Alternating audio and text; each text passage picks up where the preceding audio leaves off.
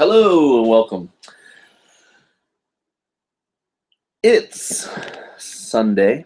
It's August 2nd, and I am early yet again. It's 9:55, so I don't expect many people to be in the audience. We've already got Robert from Canada in the audience, and Sean Bro. Hello to both of those gentlemen. Fine gentlemen they are. And tonight, it's going to be a little free form. We're going to talk about, I was going to reminisce a little bit. Talking about when I first moved to Japan, get comments hopefully from audience members about their first time in Japan, whether it's a visit or it was a prolonged stay. Looking back, I've been hearing a lot this week about the new jets. The new jets are arriving in Tokyo. I'm going to burp, sorry. Live TV, what can you do? And so it's just making me, nostalgic in some respects and I can't believe it's been over 10 years now. 2004 was when I first arrived as a Jet ALT and started my Japan journey, as it were. And that is 11 years ago now, which is incredible to me. We'll just talk about whatever comes down the pike, whatever people have to say in the comments. Eduardo is here. Eduardo, I like saying your name. It sounds kind of sexy. And it's funny, I just did a listening test on my final exam for my sophomores. And it was about fashion designers, and there was a lot of fashion vocabulary in it. And the fake interview subject, that the textbook made up for the listening was Eduardo. And she goes, Eduardo, I've always wanted to know your last name. And he's like, I prefer Eduardo, just Eduardo. And he's got this accent. It was great. Every now and then the textbook, interview stuff is kind of fun. They do a good job. They hire fun voice actors to do it and stuff. And then every now and then it's just stupid, and some of it is so out of touch now. It's like technology is evolving. There's this one thing about MP3 players and the first iPod, and the picture in the article has got the click wheel and everything. That's like, wow. And yet, that was when did you get your first iPod? Leave a comment. Man, I got mine. I waited. They were coming out with a special U2 one that was black and red. Do you remember that? The iPod was black, but the click wheel was red, and some of the money was going to go to an AIDS charity. And on the back of the iPod, it was going to have all four members, kind of fake signatures, but engraved. And it was an extra $100. And I wanted one of those, and I can't remember why I didn't get it, but I waited and waited a year. And then finally I just said, screw it. And I got, I think I waited because I heard they were going to come out with one that did video. Maybe that was it.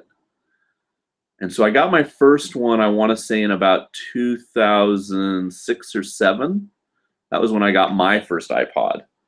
So I didn't, when did they come out? 2001, 2002. So I was a good 4 or 5 years after into the process before I got my first one. But I didn't get my first Apple computer, my first Mac laptop until I came to Japan.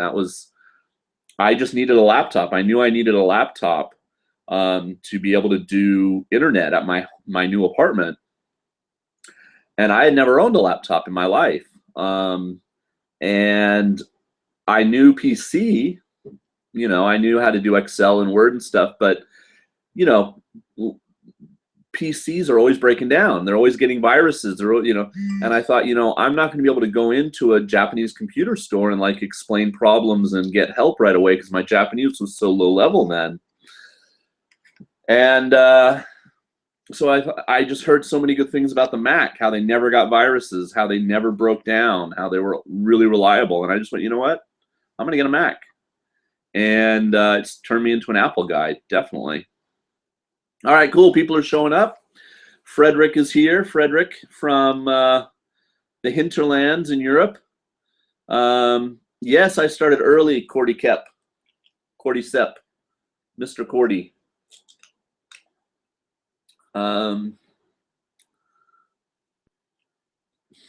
Okay. Robert did something very technical that I don't even understand. I guess he made his own MP3 player back in the day to before he had an iPod, or if you know, whatever. Mills 87, konbanwa. How are you, Mr. Mills? Is it really evening where you are as well, or are you just saying that for my benefit because it's 10 p.m. here in Japan? Ben Duncan's yo back. How's it going? So yeah, we got 7 people in the house. That's nice. So definitely leave comments. Coming up this week in Japan. Oh, here, I'll show you my new T-shirt. You have to kind of be a Jaws fan. This was ripped, R-I-P-T. Here, I'll type it in the thing.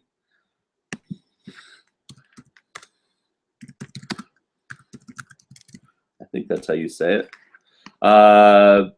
They do, like, you know, they have a T-shirt and it's good for a day. It's like $11, and then the next day it's like $16, and then like the next day it's gone. So I get an email from them every 2 or 3 days, and I bought 3 or 4 shirts from them in the past 2 or 3 years. They ship to Japan, and they have 5XL, which I need. It's not, well, it's a shark in the boat. Do you see it? Orca was the name of the boat that Chief Brody and Richard Dreyfuss and Captain Quint, Robert Shaw, all go out on in Jaws to hunt the shark. So it's kind of a Jaws reference for us Jaws nerds. Jaws is one of my all-time favorite movies. So I think it's #1 on my flick chart. I haven't checked my flick chart recently. I need to go over there and check it. Anyway. Oh, okay. Mills is in Australia. G'day. Now, do you say g'day in the evening, Mills? What do you say in the evening in Australia? Good evening? I don't know. I've never been to Australia, so. Anyway, what was I talking about?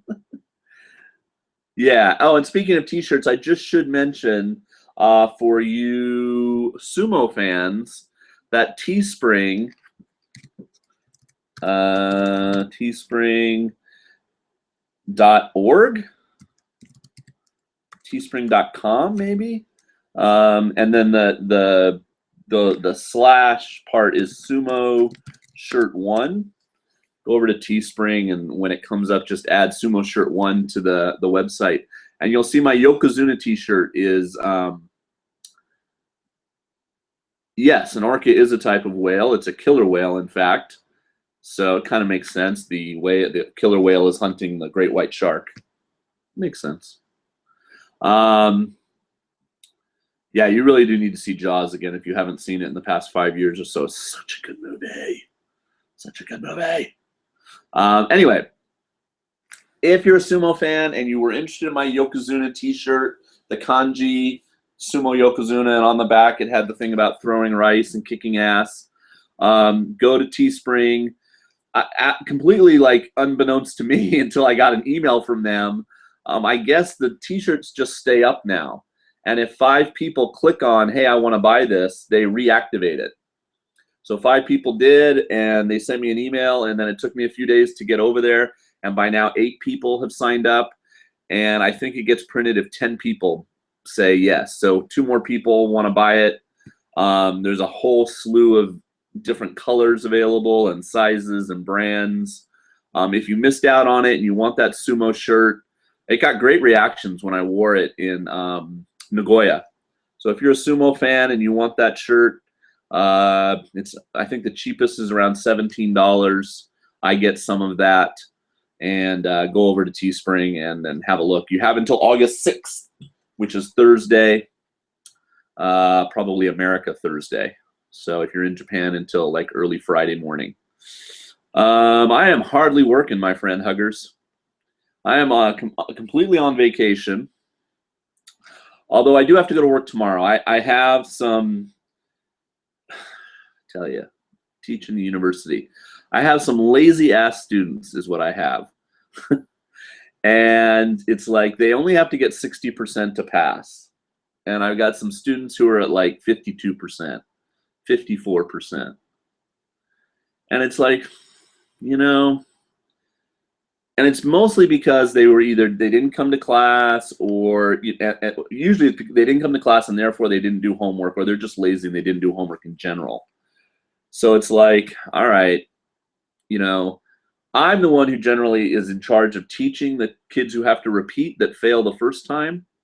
So it's like, I don't want to see you again, you know. Them repeating 15 weeks of English when they're at this level and they have so little interest in English anyway, that they're failing my class, which is an easy, fun class, trust me. It does them no good to repeat it for 15 more weeks. It doesn't, it helps no one. It really doesn't. So I bend the rules a little bit and try to get them to pass. But I have enough, like I don't know what the word is, like not dignity, but like, like self-worth in my class and fairness to all the other kids who did what they were supposed to do on time, that if they just blow it off or they just don't do anything, I'm not going to just give them the points to pass. So, but I mother them incredibly. It's insanely stupid because they're adults. They're 18, 19 years old, and they're university students, and they should be way more in charge of their own destiny. But I'll send them emails and say, look, you have to come into my office and see me. You've only got 52 points. You need 8 more points. Blah, blah, blah. And they'll send me emails. I just got an email the other day. Hi, I only have, 50 something points. And no signature, no nothing, no kanji even. Sometimes they'll put kanji, and even that, it's like, write English for your name. So I just wrote him back and said, who are you? And he emailed me back and told me his name, and then I emailed him back. That one kid he just didn't show up for his speaking test, which is 10% of his grade. It's part of his final exam. They take 2 finals exams, one's speaking, one's, writing on the computer. And he was at like 58.45 points. So he literally needed 1.5 points. And I just emailed him back and I said, look, there's no way you can make that up now. Your partner's probably gone home for the summer. I know I didn't give anybody that showed up for their speaking test less than a 50% on that. I'm a softie when it comes to that. I'm sure you would have done at least well enough to get, half the point. So I will give you 1.5 points and give you a 60 so you can pass the class. And he hasn't emailed me back yet to say that he understood or thank you. But anyway, maybe he just saw that he now has 60 points on his grade and was like, okay. But most of the kids, I won't do that. So I've got a few that, I told them, they came into my office on Friday and I said, look, I'm going to come in on Monday. It's vacation, but I'll wait until Monday to put my grades in. So I'm going to give you, I'm going to open up these old quizzes, like online. You got to go and do this. You got to do this writing, write this essay and send it in. And if you do all this, blah, blah, blah. So most of the kids, that one kid came in, he had 38 points. He had 38 and he needed 60. He had done so little work in the semester, and then he shows up at my door the last day of the semester, Friday, July 31st. Oh, yeah, I only got 38 points. And so I'm like, ugh. And I literally wanted to sit there, and he came in with his friend. And I think if it had just been him, I would have said, I just can't help you, man. You're just too, you need 22 points. You didn't do this whole like newspaper journal thing we were doing all semester long. And that's 20% of your grade, Anyway, and on. I could rant for hours about this. But so finally I just said, okay, do this, this, this, and this. And I gave him like 3 quizzes to do and 2 writing assignments. And I said, if you do all that by Monday, and you get within 55 to 60, if you get within the range of 55 to 60, I will give you the necessary 3 or 4 extra points, and I will pass you. But I'm telling you, it just kills me every semester. And it's never the freshmen. The freshmen are like, they're still on point. They're still like, oh, I've got to do what I'm told and be impressive and stuff like that. It's the sophomores who've learned that they can get by by doing a lot less. And anyway, so that was my week. So I do have to go to work tomorrow and put in my grades, and I am going to submit them. And if the people haven't come and seen me by then, okay, sarah, sarah, I'll be seeing them again in repeaters class. Yeah, it's totally what it's like, Mr. Inquisitor. I know.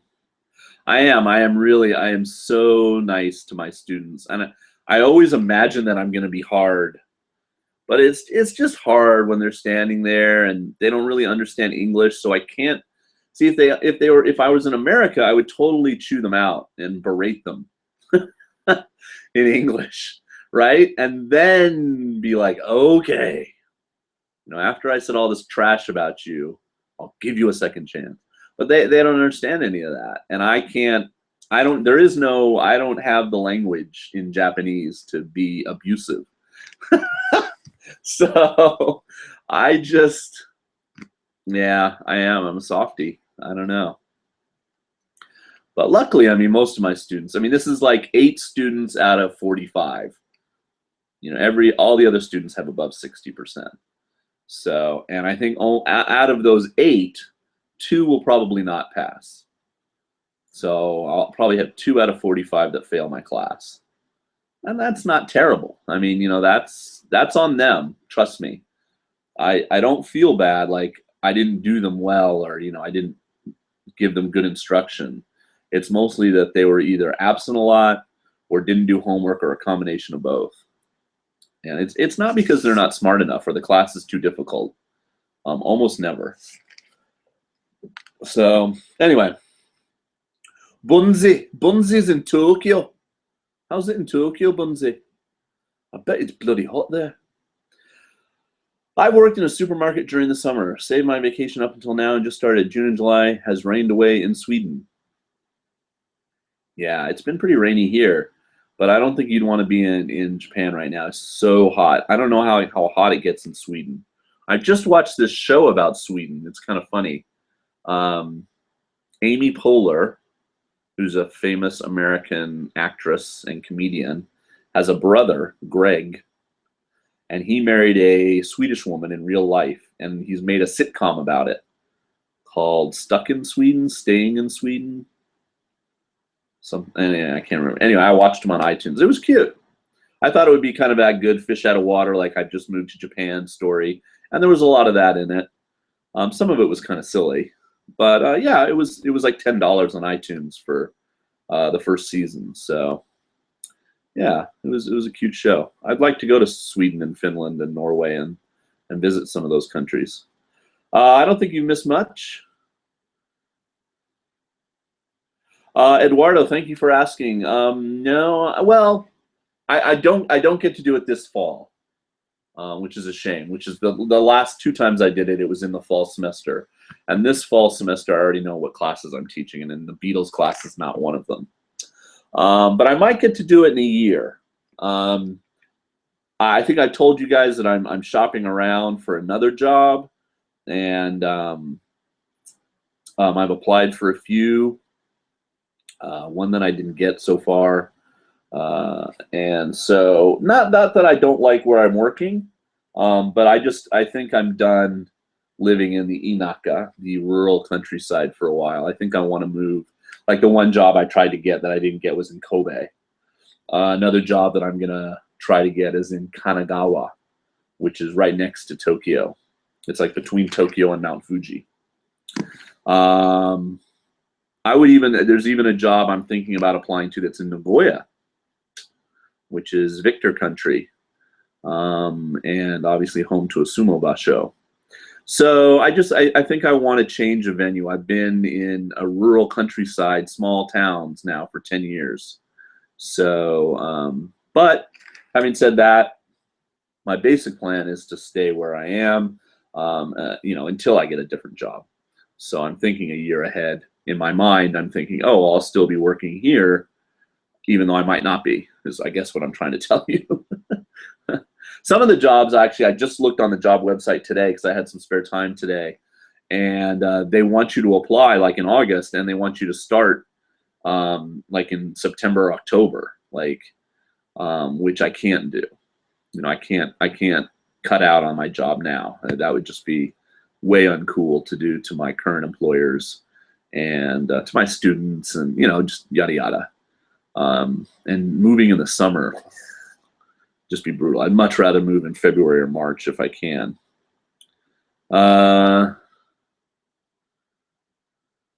Yeah, it's pretty hot out here. Well, you know, to be honest, I went outside today for about 30 minutes when I went to the grocery store and I got some McDonald's for dinner because it's just so hot in my kitchen to even cook. And then you turn hot things on to cook and it gets even hotter. Oh, wow. And you're in the Caribbean? Cool. Now, Gavin, how do you say it? I don't know if you're from there. Do you say Caribbean or Caribbean? I've heard it both ways.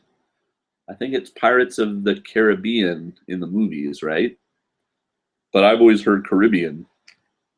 It's like Hiroshima, Hiroshima. I think one is correct and the other one's wrong, but you hear them both. Yamaguchi. Yamaguchi is in my area of the world. Oh, and recently too, 2013, 2014. Cool. Yeah, I wouldn't want to be in that extreme cold temperature either, Mr. Cordy. Twinsens Brian, no, Twinsens Brain asks, hey Jason, could it be possible to capture the sumo straight from the TV with a capture card or something to eliminate all the distortion and color and stuff? It probably is. People have all kinds of suggestions for my sumo channel about the way I should do it. And all I'm going to say about that, Brain, is I do it the way I do it because it's the way I know how to do it. It's the equipment I have, and it's very easy for me. And I don't get paid, although people have been kind and been giving me tips lately. So if you don't like it, all I can say is there's lots of other places you can watch sumo. You know, I think I'm still the only person on YouTube that puts up HD quality stuff. I did have that problem for a while where everything was jumpy, but I figured out why that was happening. It was a switch in my iPad that I needed to turn off before I uploaded via YouTube Capture.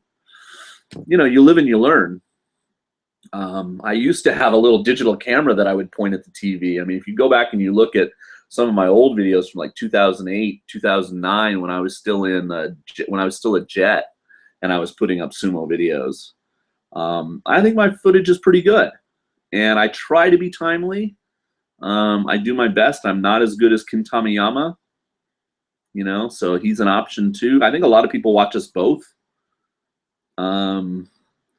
You know, if I put up the highlights where I show every bout, you know, people are like, wow, I really like that. And if I, you know, put up the bout by bout, people are like, oh, I really like the expanded coverage and the more you tell us and the information behind the scenes. And so it's like, you know, people like them both. I try to do a mix. But in the end, I'm just going to do what's easy and good for me. That's all I can say. So, but thanks. You know, suggestions never hurt. All right. Yeah, I'd like to go to the big city. Not Tokyo. I mean, I've always said I really don't want to live in Tokyo. It would be weird, you know, maybe just because I've driven for the past 10 years here, it would be weird to go to a city and not drive, not need to drive. You know, I watch, well, I don't watch a lot of Kevin's videos, but I see his feed, you know, Busan Kevin, and you just realize, you know, he gets everywhere by train. And I think my friend PJ in Osaka does, and you know, et cetera, et cetera. And yeah, it would be weird. It would be. It would be an adjustment. All of a sudden, have that, I guess, as an option, et cetera. But anyway, yeah, I'd like to go to a bigger city. I mean, even Hiroshima would be a good switch for me, I think. Sorry, I'm looking at a bug go by behind the computer. So it's not much of a change for me, but it would still be a decent change, enough to where I would consider it. So, all right, let's see what we got more comments here before I start my reminiscing. We got to get off on time though today. I think Hiko's back, and we'll make way for Hiko. I have about a year and a half left of my master's program, and then I'll be applying for JET. Need my master's under my belt before I do anything, since a bachelor is no better than a high school diploma these days. That's so sad. I'm sure in some fields that's true. But yeah, I mean, if you can endure the school, if you're like in school's, you know, zone, and just go boom, bachelor's, boom, master's, I mean, more power to you. I guess part of me is like going back. My biggest thing is the cost. It's just so expensive. And I'm also 46 now. So it's like I've gotten this far without one. I think I'll just try to keep going, find jobs where I don't necessarily need one, or I can prove that I can do the job without one, you know. But anyway, yeah, good luck on your masters, man. That's impressive. Anybody that's got one, my hat's off to you. Yes, I'm from the Caribbean. We say Caribbean. Caribbean. Okay, Caribbean, not Caribbean. Stressing the Carib. Oh, that's hard, Gavin. I don't know. But anyway, I understand. Okay. Oh God, I'm losing comments. Okay, la la la. Okay.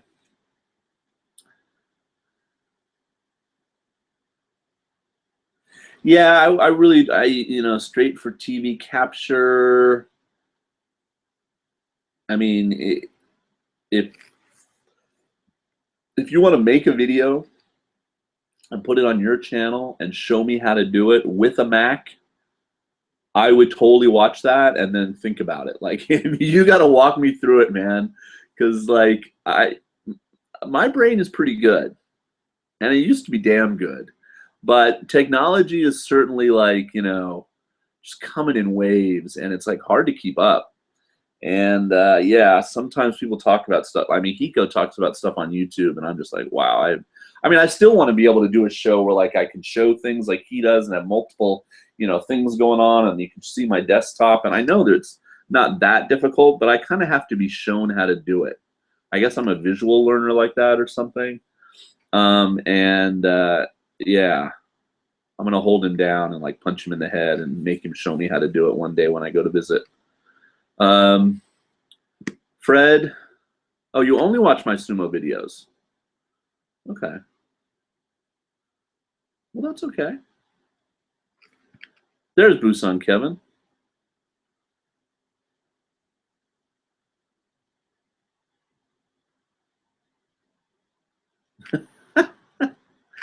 Well, I don't know how much of a degenerate he is. He likes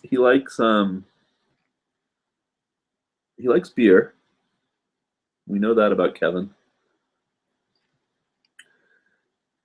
I see Kevin's son sometimes in pictures, and I want to say to Kevin, let his hair grow out. He's got him kind of in the bozu cut right now, and maybe that's a popular cut for 5-year-olds, you know, the hip 5-year-olds, or I don't know how old he is. But I'm like, yeah, let him grow his hair out a little bit. You know, he doesn't have to be like the old man. The old man's got the buzz cut right now. So, but no, he's got 2 cute little kids, and they're having a good summer, it looks like, going to the beach and doing fun stuff. We had a big fireworks festival last night. I didn't go. In my town, down by the water, and friends went, and I saw their pictures on Facebook. Ooh, fireworks, you know. You know, the heat and the crowds, it's just, you know, it's not my thing anymore. But Japanese people really love fireworks, and especially in the summertime. So anyway, I'm sure it was well attended. Yeah. Yeah, see, he hasn't driven in all that time. Yeah, I don't know. I think I would miss driving, but I mean, you would get used to it just like anything else. All right. Oh, Mr. Cordy, I give my kids all kinds of hints about what's going to be. Okay, here's the way my exam, my final exam is. I use this thing called Moodle. Moodle is a website that you can get if you're a university or maybe even in a high school or something, if you're teaching. And what it does is you can have your class on the website, all the materials. You have a forum where people can leave messages. You can have assignments like quizzes on there that they do on the computer, and it'll grade it for you. You can have your grade book on the computer. And as the teacher, you, of course, can hide things and show things as needed. And you can put up, attachments. They can download the syllabus or whatever. It's very helpful. I use it a lot. Other teachers here use it not at all because they're even less technically savvy than I am. Me and one other guy are really the only two that really, really use it. But I use it to the extent where I actually give my final exam on it. And so, but there's 5 different ways you can ask questions.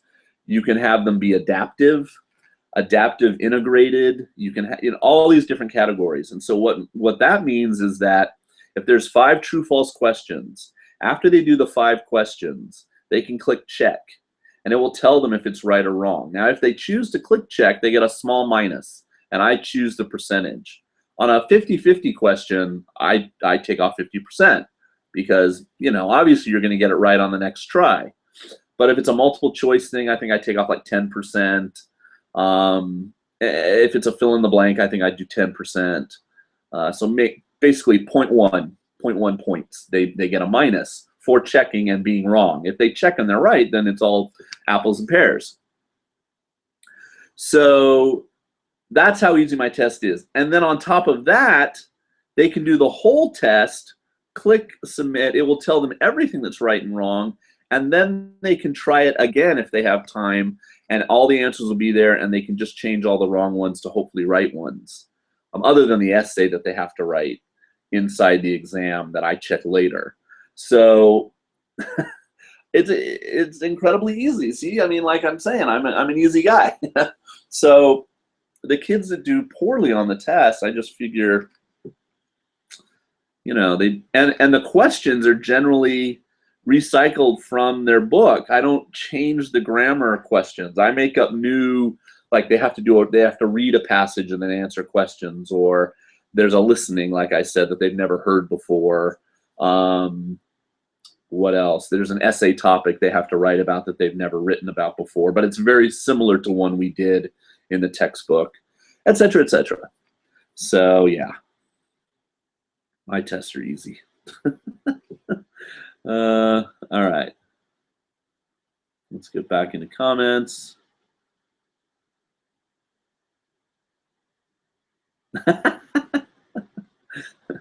Good answer, Mr. Kevin. Yeah, I like Moodle. I mean, I would definitely use it at another school if I moved schools. If they use it. I mean, it just, obviously, I don't know how many of you are teachers, but I guess Excel, you would just keep grades on Excel or something. This keeps all my grades for me, and I can send out messages to students. It's all integrated with their emails and, blah, blah, blah, blah, blah. But of course, they all ignore the school email, and, they're all blasé. Yeah.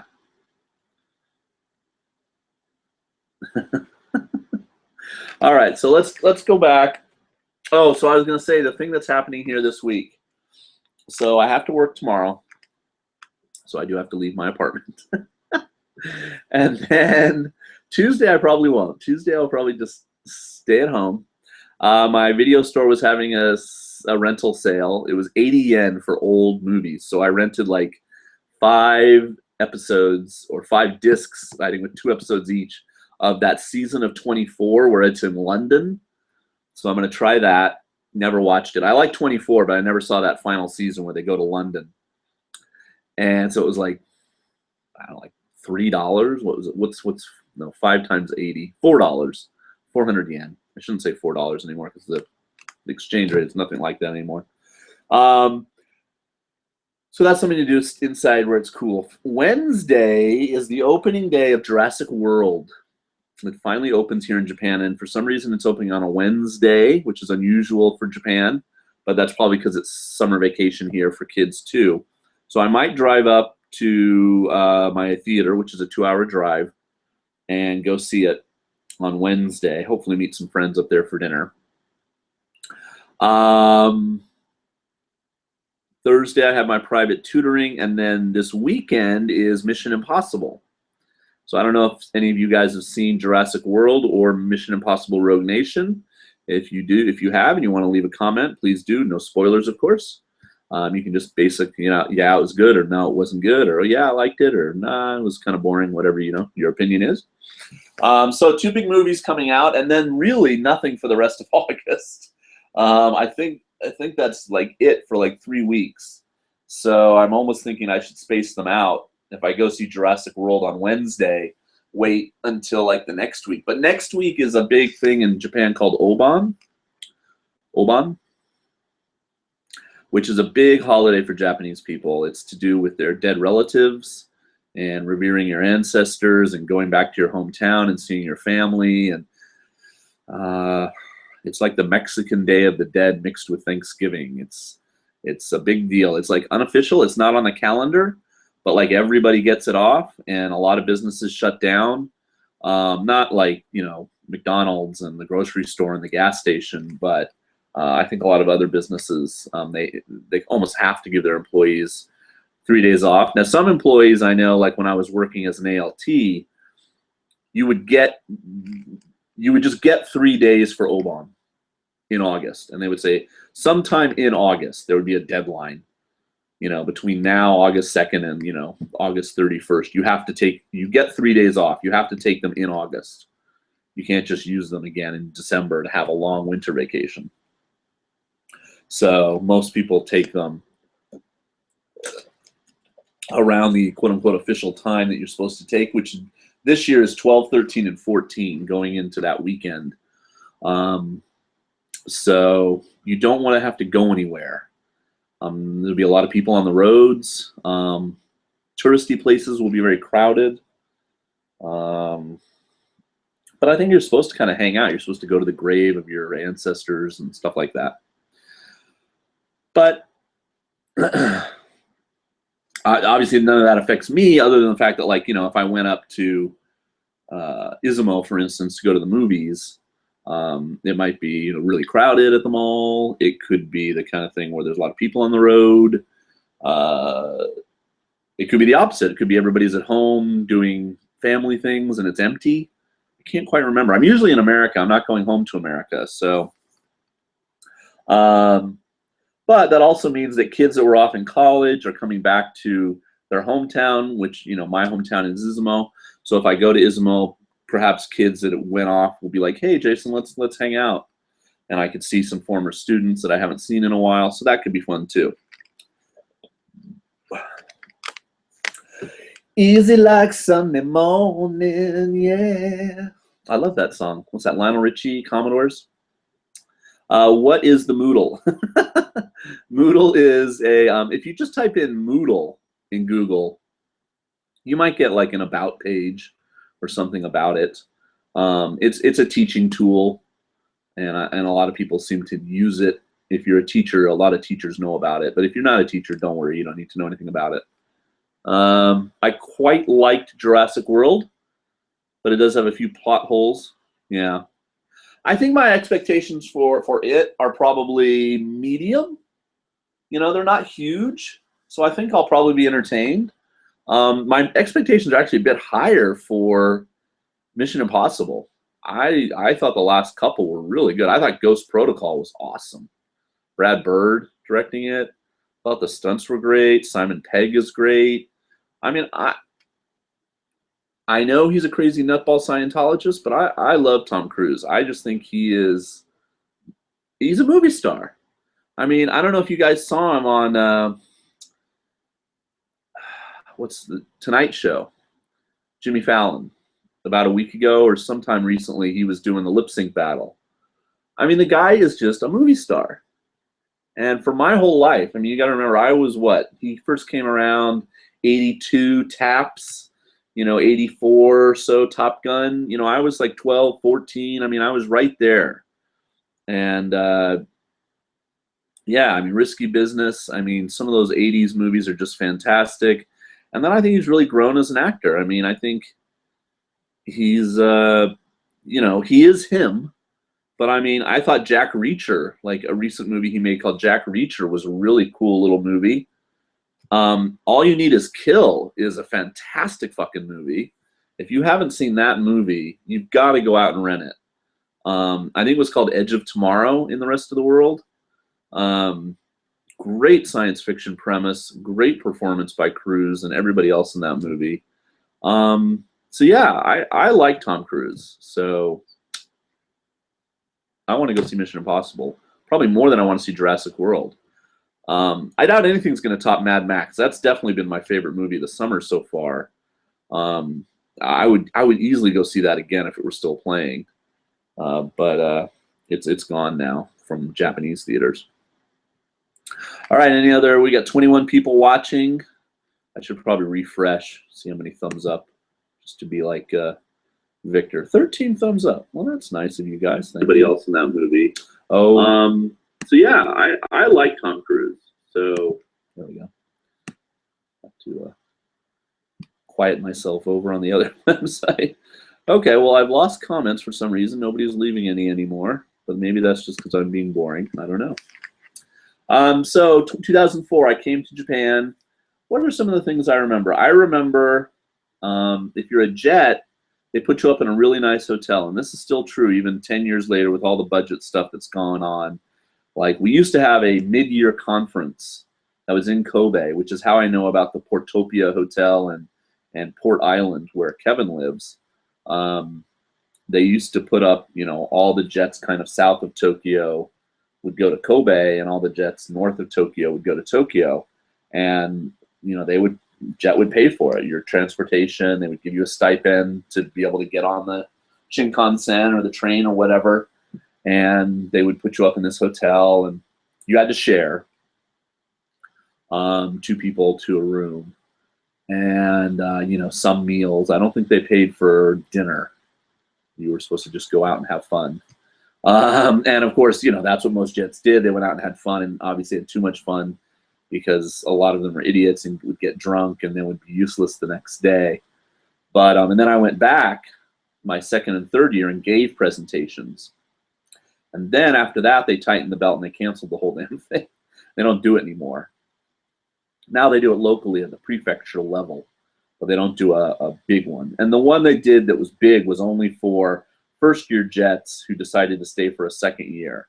They didn't. If you were a second staying for a third, you didn't get to go.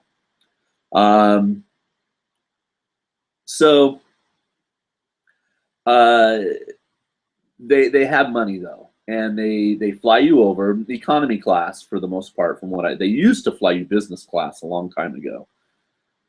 The economy class in the 2000s, in the aughts, and I think going now into the teens, it's economy. And if you're from a big hub, like I was from the LA consulate, Los Angeles. I think there was 200 of us on the plane that flew over from LA in Group A or Group B, whichever. I think I was Group A. There's 2 big groups of jets, and then there's a kind of a 2 weeks later Group C, that only has like 50. And then the first 2 groups have like, 800 each or something from all over the world. And so they fly you in and they put you up in this hotel. It's slipping my brain. It's a pretty famous hotel. And if somebody's been a jet, leave a comment. Tell me what the name of the hotel is for Tokyo orientation. Anyway, it'll come back to me in 2 seconds. But it's a pretty schwanky hotel in Tokyo. It's a high-rise place. And you get off the plane and you're jet lagged as hell and you're so excited and nervous and everything all at once. And like they're very strict, like you have to bring 1 bag, that you will, of luggage that you will keep with you, and 1 bag you will give us and we will ship it ahead to your new hometown. And you're always like, oh, I got to make sure, I have underwear in my suit and everything, enough to get by for a few days, and in the one bag, and you're basically put in rooms together. Keio Plaza, thank you, Nisen Hongjin. The Keio Plaza, if you're ever in that area, I think it's near Roppongi, right, guys? If you want to leave a comment and tell me. And I'm pretty sure I was put in the same room as a person from my prefecture, although it might have just been another American. Like we came in the same tidal wave together. I can't remember if they then attempted to put me with other Shimane people, or if it was just another person, and you know, they wanted you to mingle.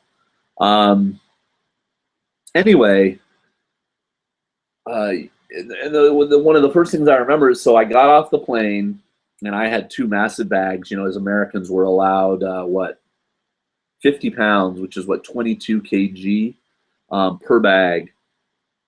And so I packed them. I mean, I packed them, and then I had like an over the shoulder, and I had my little cart. I was coming through customs, and I came out, and I really needed to go to the bathroom, and I went into a bathroom at the airport, and I opened a few of the stalls, and they were squat toilets, and I was like, wow, I'm in Japan. And it was hot. It was hot. And you get on a bus, and then you have to be driven from the airport. I forget which one it was. I'm pretty sure it was Narita. And you have to be driven to the Keio Plaza, and you get there, and you're just wiped out.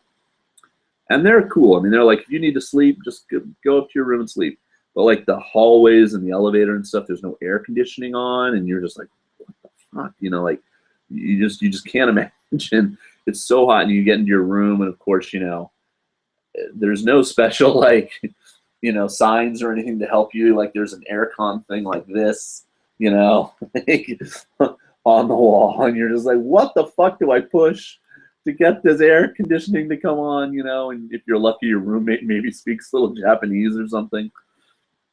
And yeah, so man, I just crashed out. And then the first night I had traveler's checks. Don't bring traveler's checks if you come to Japan. They're worthless.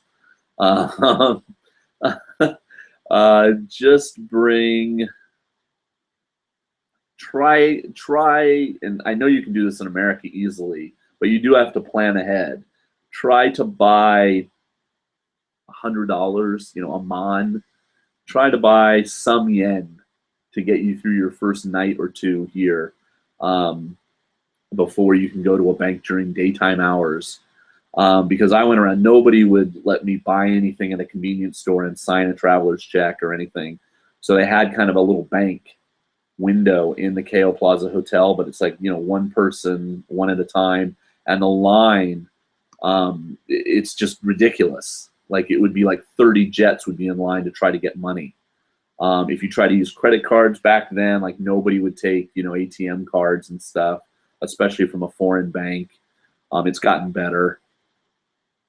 So yeah, people just didn't have money, you know, and if you bring American cash, I mean, you can't go into Japanese store. It's not like Tijuana, you know, or Tijuana, they'll be like, yeah, I'll take dollars, you know.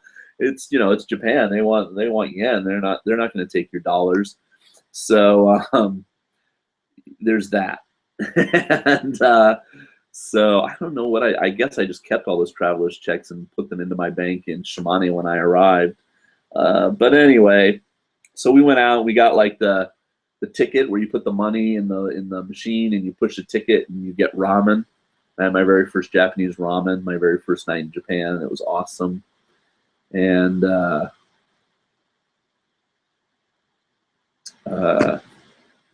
just thinking back. I'm getting a little emotional. The next night, I think we had our Shimane dinner. And so the leader of the Shimane group, you know, somebody that's, you know, like the PA, the prefectural advisor, or somebody that's there from the prefecture, would come and say, okay, everybody that's in from Shimane, you know, come over to this room at 5:30 and we'll all go out to dinner together. Because there might be like 10 of you, there might be 15. I think there was like 20 of us. We used to have a lot of jets in Shimane. I think my first year we had like 122 or something, if you count the CIRs.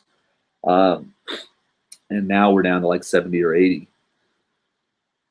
because of Interact mostly, because Interact's come in and taken over a lot of those positions, not because they've stopped having jet or ALTs for the most part, but because Interact swallowed up some of those positions in my, my former prefecture.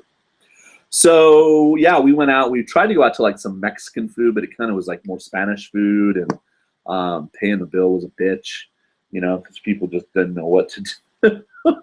Nobody kind of wanted to split it, just like divide it by however many. One guy like brought his Japanese girlfriend, and so people are drinking and blah blah blah. And of course, there's Americans. And then, there's all kinds of other people too, other people, Australians and Irish people, and then UK people, and then New Zealanders and whatever, Canadians even. And so you're all kind of like trying to like learn, most of you back in, most jets, especially when I first started, didn't speak any Japanese. Had never been to Japan before. The occasional person had been like, on a study abroad. So, it's just all so new and everything. And so you're supposed to go to these workshops and seminars, and some of them I'm sure are very, very helpful and very enthusiastic and well-prepared.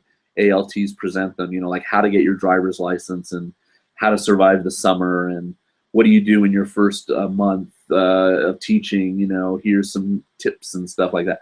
But you're either hungover or jet lagged or just out of it. You don't remember any of it, unfortunately. And I went to 2 or 3, but I think I went up to my room and just chilled a lot of the time. I mean, I didn't have all the gadgets that you have now. There wasn't even such a thing as an iPod. Well, there was iPods. There was no iPads. There was no Wi-Fi back then. There was no smartphones yet. So people weren't as like, on their phones all the time, which was a good thing. But yeah, and then the next day you fly away. They say goodbye in the morning. Everybody gathers in a big room at like 10 a.m. and they say goodbye. And you have a breakfast, before that. And then you just separate off and you leave the hotel and you go fly to your new home. And you're supposed to, like wear nice clothes and, maybe even a suit. And I think I literally had on a suit. I know I had on trousers, like slacks and a shirt, long sleeve shirt and a tie. I think I even had a suit coat on, but luckily, like had it over my arm most of the time. It was so hot.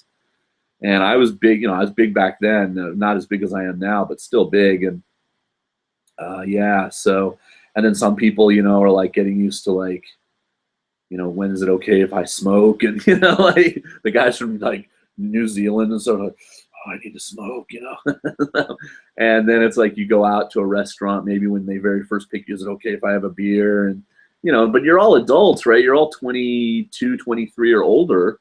Yeah, I remember flying into Izumo and just, if you saw those recent pictures I put up when I flew out of Izumo to Nagoya, and the pictures of Izumo compared to Nagoya, like Izumo's just green everywhere, and it's all these farms and just rice fields and like a house every like hectacre, like as opposed to Nagoya, which is just just urban, And so I flew into that, and I'm just, oh my god, and yeah, I got picked up, and it's just such a whirlwind your first like week or so, and nothing can prepare you for it.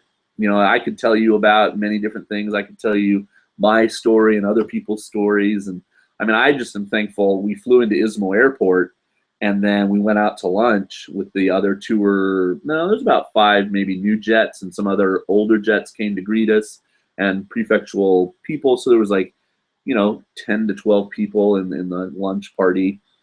And then, they drove me off, and I said hello to some people because it was, the middle of the day, even though my clock was still so crazy. And then they took me to my apartment, and which luckily had stuff in it. It wasn't empty or anything. So it had a bed and a couch and stuff that I could sit on. And they took me grocery shopping, like just to like, buy just a few easy things just to tide you over for the next couple days until you can go and do your own, at your own leisure pace shopping. And so, you know, I like some bread and peanut butter and a Coke, you know, like, okay, I think I can manage.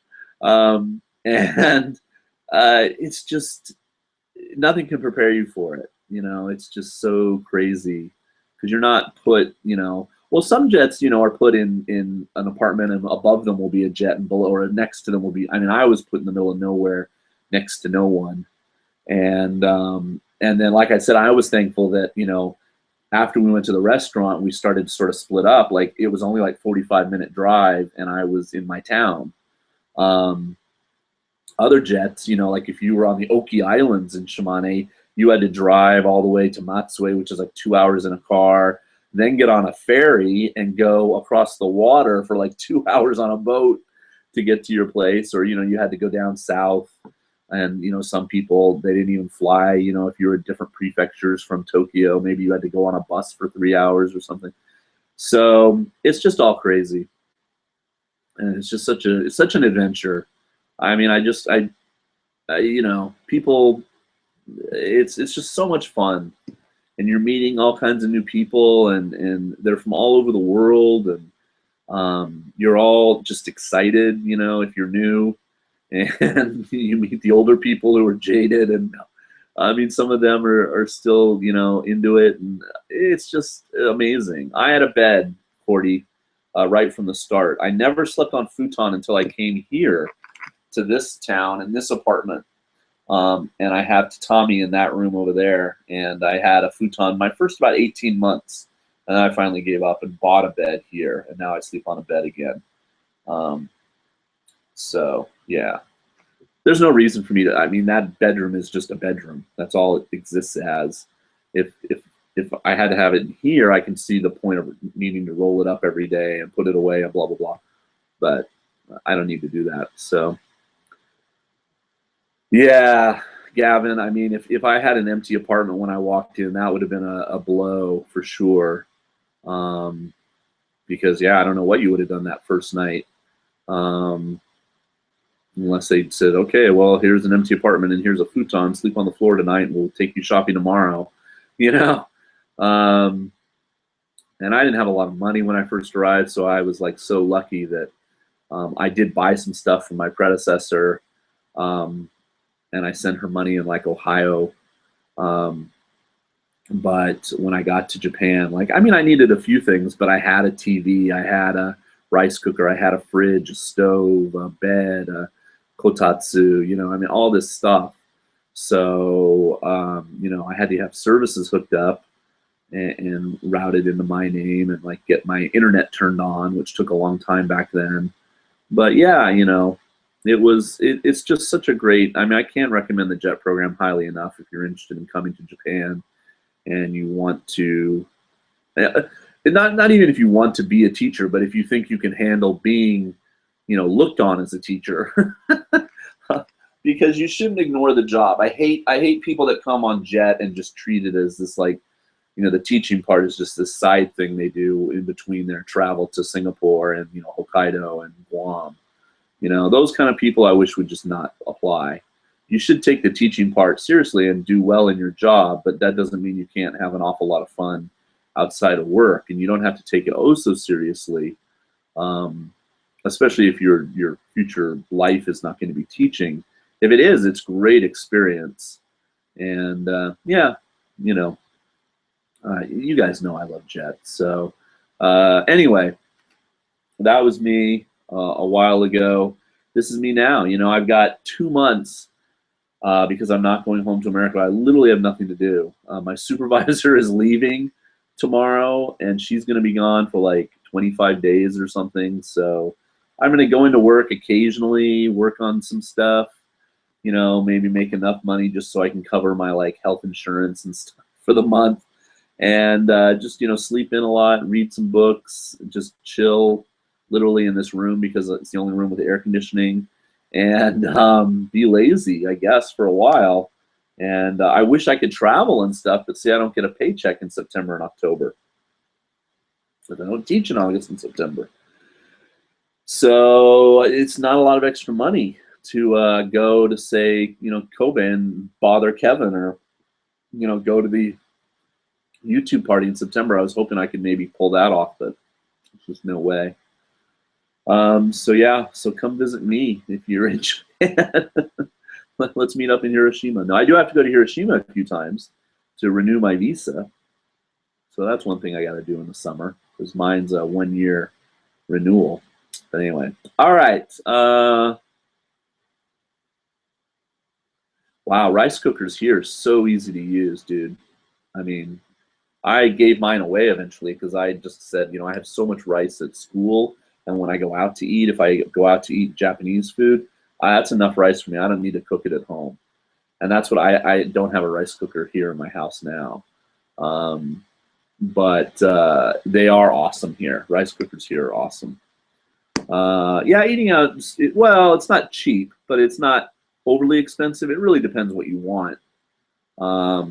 Is it cheaper to eat out than actually cook? I've asked myself that sometimes. It's sometimes about the same, but you can definitely cook a meat. I mean, you know, you're not going to be able to eat out as cheaply as McDonald's. You know, this burger or whatever, you know, fries and a drink cost me like 600 yen. You know, it's pretty hard, I think, to make a decent meal, dinner for 600 yen. But, you know, you're comparing apples to oranges in a way. You know, nobody is under the misillusion that McDonald's is a good meal or good for you. You know, it's just fast and easy. And like I said, it's so hot in my kitchen. I literally don't like to stand out there and cook. I try to make things fast and easy. Anyway, okay, real quick questions here because I got to get out of the way for Hiko. How many hours a week would you normally do when you were at Jet ALT? You're supposed to do 35 hours minimum a week at school. I would say I did a little bit more than that. The basic 8 to 5, but a lot of jets can get out of school 4:15, 4:30. I had to be there by 8:10. That was my morning meeting, and I could definitely leave if I wanted to most days by 4:30. But I would stick around and do things with the kids, and then a lot of stuff on weekends, going to see their competitions and concerts and stuff. But yeah, 35 I think is the minimum.